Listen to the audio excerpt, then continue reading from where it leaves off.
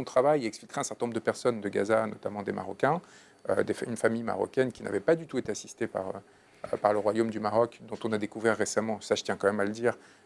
même si on va finir par penser que j'ai quelque chose contre le roi du Maroc, ce qui n'est pas du tout le cas, qu'il a des programmes d'entraînement militaire avec Israël, parce que l'un des soldats marocains qui participait est mort pendant les échanges de tirs de missiles qu'il y a eu entre l'Iran et Israël ces dernières semaines. Donc on fait un travail de fond, de fourmi. C'est sourcé, ça Oui, silencieux, oui, silencieux, qui consiste en fait à essayer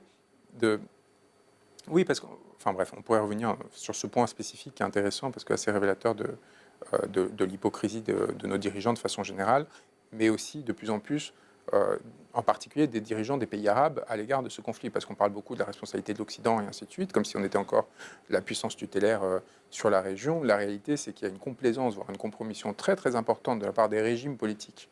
que ce soit du Maghreb, à l'exception de l'Algérie, et encore, parce que l'action algérienne est relativement faible au-delà des mots, mais les autres, c'est encore plus aggravé, et évidemment du Moyen-Orient et du Golfe. Donc on se retrouve dans une situation où non seulement on est peu nombreux du fait des menaces, mais on est aussi